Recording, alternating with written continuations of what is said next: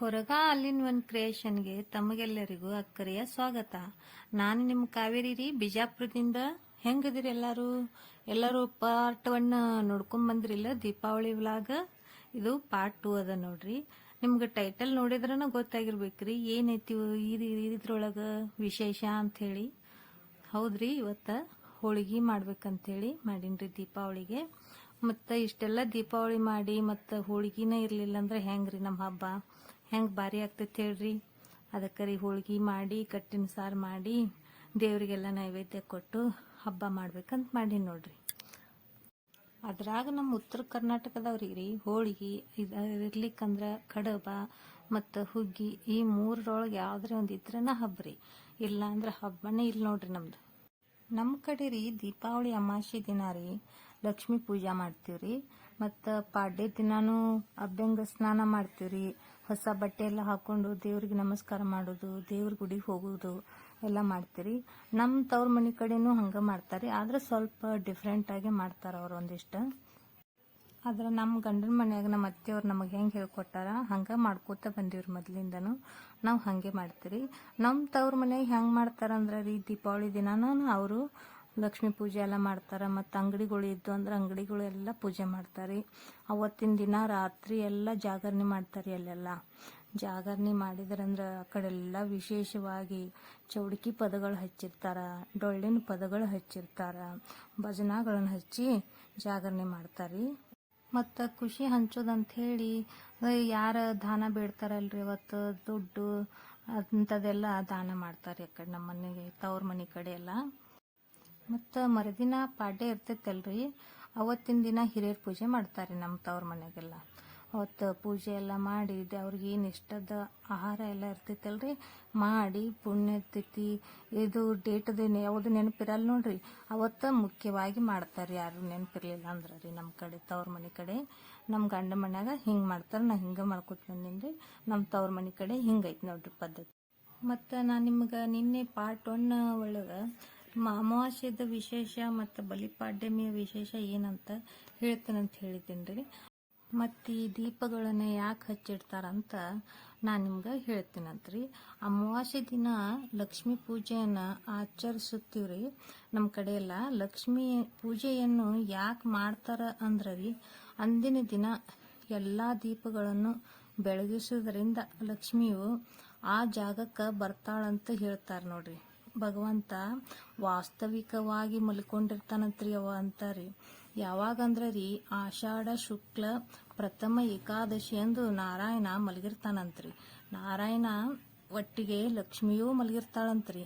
ಅಂದ್ರೆ ಅದು ಎಲ್ಲಾ ದೇವತೆಗಳಿಗೂ ರಾತ್ರಿ ಅಂತ್ರಿ. ದಕ್ಷಿಣಾಯನ ಎಲ್ಲಾ ದೇವತೆಗಳಿಗೂ ರಾತ್ರಿ ಆಗಿರ್ತದಂತ. ಇನ್ನು ಉತ್ಥಾನ ದ್ವಾದಶಿ ಏನಿದೆ ಅಲ್ರಿ, ದ್ವಾದಶಿ ಎಂದು ನಾರಾಯಣ ನಿದ್ದೆಯಿಂದ ಹೇಳ್ತಾನಂತ್ರಿ ಎಂದು ಹೇಳ್ತಾರೆ. ಆ ನಾರಾಯಣ ಹೇಳೋದಕ್ಕಿಂತ ಒಂದು 10 ದಿನಗಳ ಮುಂಚಿತವಾಗಿ ಲಕ್ಷ್ಮಿ ಹೇಳ್ತಾಳಂತ್ರಿ. ಅಂದ್ರೆ ಶಾಸ್ತ್ರಗಳ ನಿಯಮಗಳ ಪ್ರಕಾರ ಪತಿ ಹೇಳುವುದಕ್ಕಿಂತ ಮೊದಲು ಪತ್ನಿ ಎದ್ದಿರ್ಬೇಕಂತ್ರಿ. ಅದಕ್ಕೆ ಲಕ್ಷ್ಮಿ ಎದ್ದು ಮುಂಚಿತವಾಗಿಯೇ ಲೋಕಕ್ಕೆ ಬರ್ತಾಳಂತ ಹೇಳಲಾಗಿದೆ ರೀ.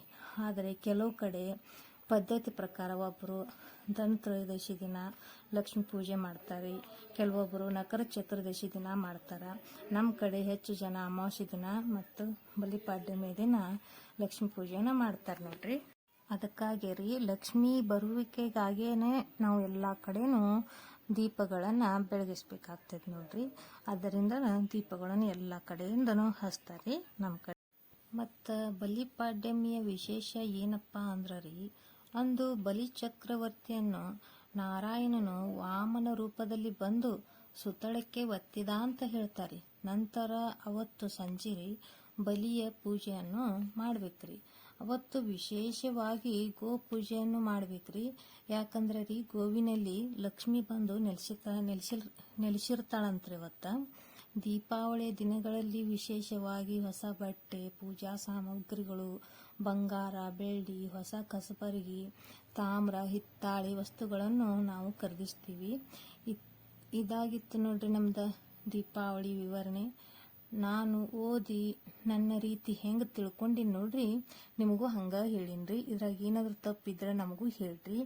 ಮತ್ತು ನೀವೆಲ್ಲ ಹೆಂಗೆ ಮಾಡ್ತೀರಿ ದೀಪಾವಳಿ ಅಂತ ನಮಗೂ ತಿಳಿಸ್ರಿ ಕಮೆಂಟ್ನಾಗ. ಮತ್ತು ನೀವು ಯಾರೇ ನಮ್ಮ ಚಾನಲ್ಗೆ ಹೊಸಬ್ರಾಗಿದ್ರಂದ್ರೆ ಸಬ್ಸ್ಕ್ರೈಬರ್ ಆಗಿರಿ, ಮತ್ತು ಕಮೆಂಟ್ ಮಾಡಿರಿ, ಮತ್ತು ಫ್ಯಾಮ್ಲಿ ಮತ್ತು ಫ್ರೆಂಡ್ಸ್ಗೆಲ್ಲ ಶೇರ್ ಮಾಡಿರಿ, ಮತ್ತು ಲೈಕ್ ಮಾಡಿರಿ. ದಯವಿಟ್ಟು ವಿಡಿಯೋನ ಸ್ಕಿಪ್ ಮಾಡಲ್ದ ಪೂರ್ತಿಯಾಗಿ ನೋಡ್ರಿ ಅಂತ ಹೇಳ್ತೀನಿ ರೀ.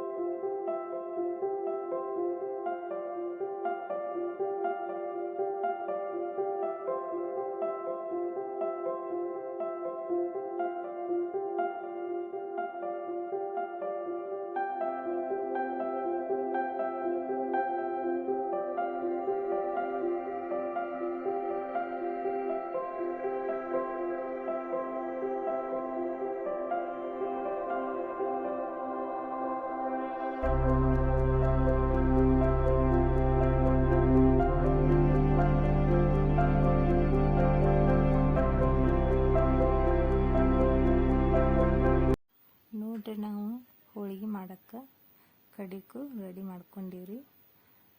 ಹಿಟ್ಟು ತೊಗೊಂಡು ಚೆಂದ ಕೈಯಾಗಿ ಹಿಂಗೆ ಮೆತ್ತಗೆ ಮಾಡ್ಕೋಬೇಕ್ರಿ. ಮಾಡ್ಕೊಂಡು ಹೂರಣ ಎಲ್ಲ ಹರ್ಕೊಂಡಿವಲ್ರಿ, ತೊಗೊಂಡು ಚೆಂದಂಗೆ ತುಂಬೇಕ್ರಿ. ಹಿಂಗೆ ಮಾಡಿ ನೋಡ್ರಿ.